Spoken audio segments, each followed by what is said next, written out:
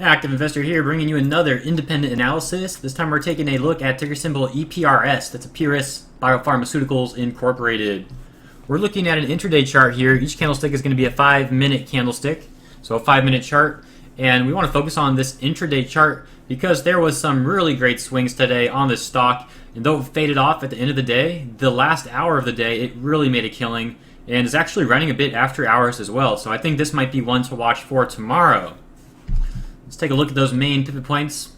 We have 49.7 as our bottom support, 52.2 support right above that, then 58, and then 61.5.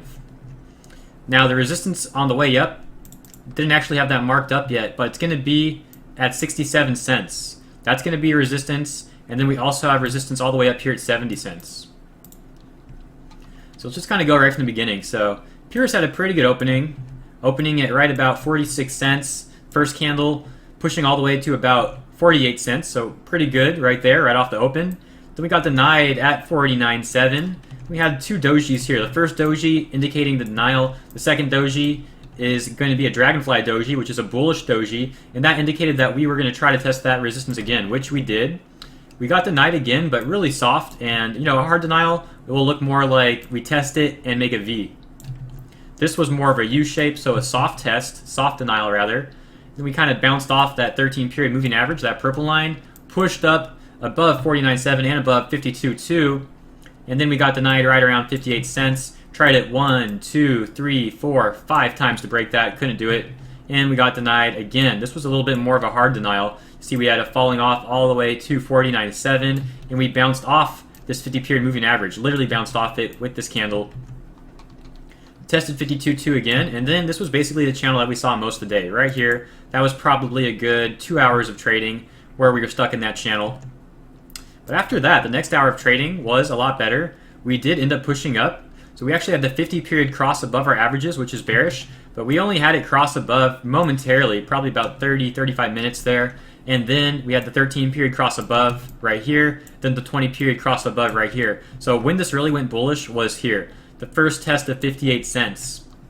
Now I actually had an alert set at 58 cents from prior in the day when we tested it here. Since I knew if it tested 58 cents again, that was a potential breakout. Either we'd get denied or we'd break out.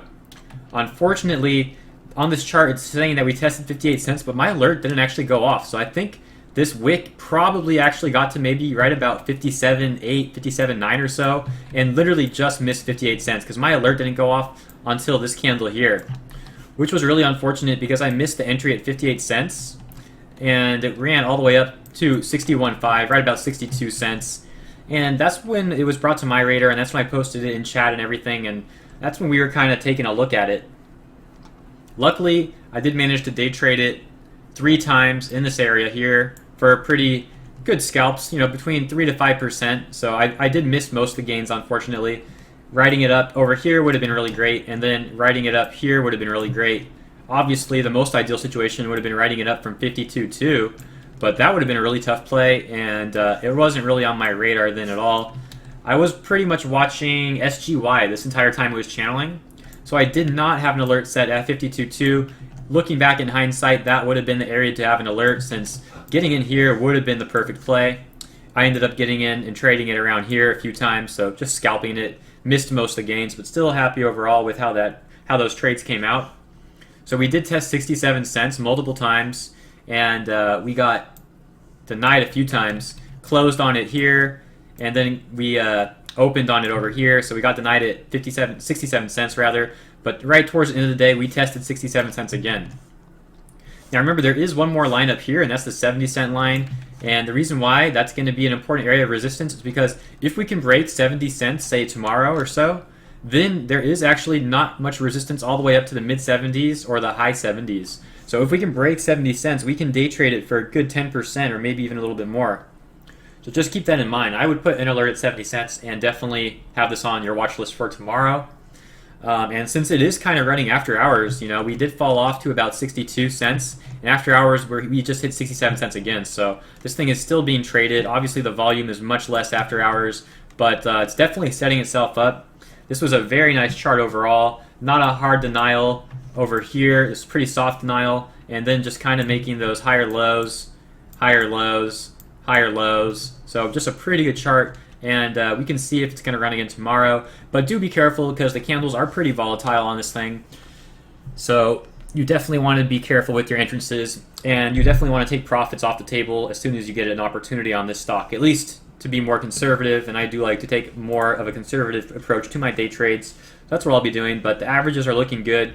You can see the 20 and the 13 period crossed right here, but the 20 did actually cross back below, so we're actually after hours in the bullish order again with the 13 above the 20, above the 50, and the relative strength index is almost back to overbought. The last time we went overbought was right around here, incidentally right when we had that awesome candle.